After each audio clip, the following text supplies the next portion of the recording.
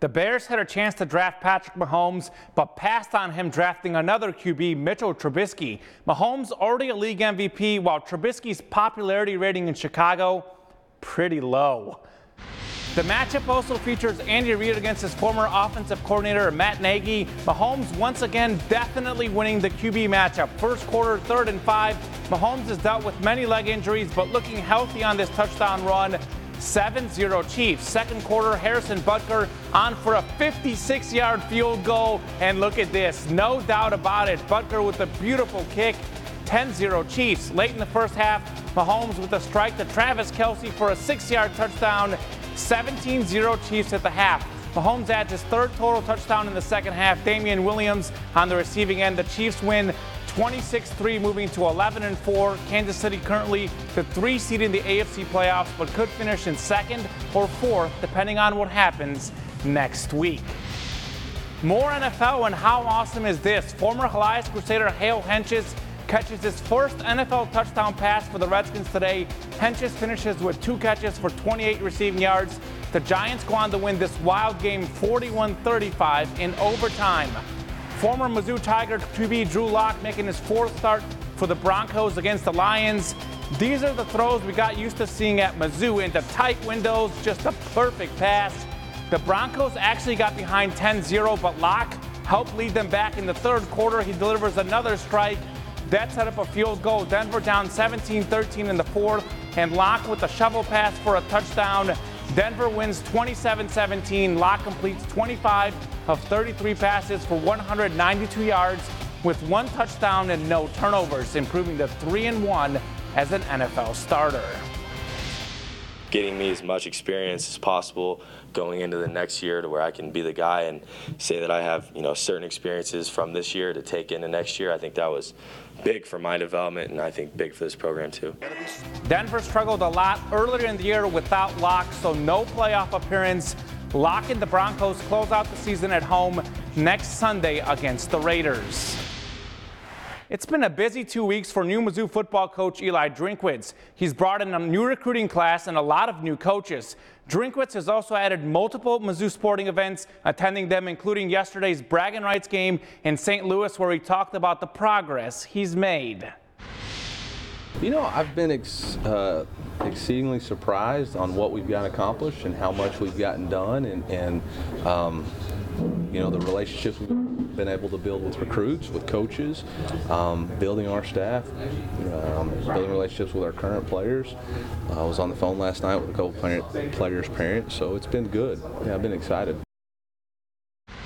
Drinkwitz got to take in what has become one of the best rivalries and environments for Mizzou sports, the bragging rights basketball game in St. Louis against Illinois. And what a game for the Mizzou defense. The Tigers holding an Illinois team that was averaging 81 points per game to just 56.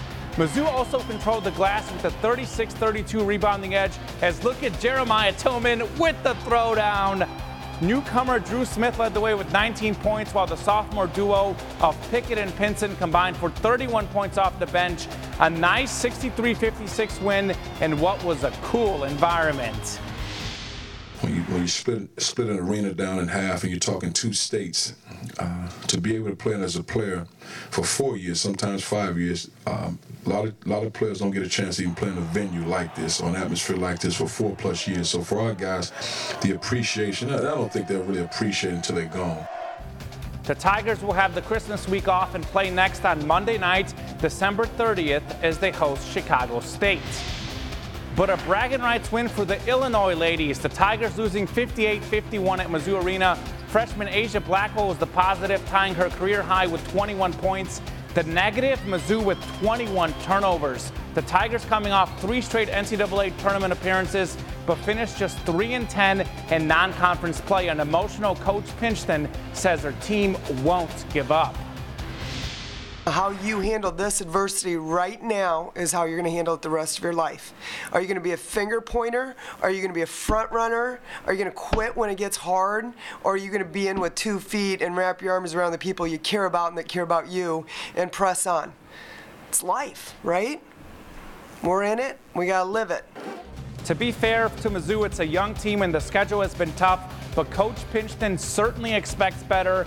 Now a long break before the Tigers start SEC play January 2nd at Tennessee.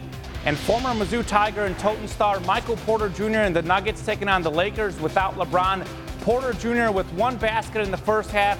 Here it is, the long two, the Nuggets leading in the third quarter at last check. Jefferson City High grad OG Anunoby and the Raptors hosting the Mavericks. OG averaging almost 12 points and 6 rebounds this year. Both are career highs. This play here is symbolic of OG's play on both ends as he gets the rebound and he would take it up the court. Watch this. Anunoby with a nice move going into contact and finishing strong. The Raptors actually up 18-6 early, but the Mavs would rally. Third quarter now. OG open for the dunk, throwing it down, but his team's still down 22 and it'd get worse. A wild game though as the Raptors complete just the third 30-point comeback of the last 20 seasons, winning 110-107 behind a 47-point fourth quarter. Finishing with high school hoops, and a historic win yesterday for the festive Jim Scanlon. He wore the Santa outfit as his Rockbridge Bruins beat St. Joseph Lafayette 60-47. Scanlon picks up a big milestone win, his 800th career win. I've been around a long time. I mean, I guess it is, I completely forgot about it. I mean, we've kind of been struggling, and I forgot. Somebody must have reminded somebody that it was. I was just happy for the guys to get a win. And carrying on for him, Coach Scanlon also inducted in the Missouri Sports Hall of Fame this year, and they won the state championship earlier in the year. It's been a pretty good year for a pretty good coach. Still a humble guy. All right, and let's go ahead and wrap it up with weather here. Well, no Santa outfit for this, but there's still a forecast.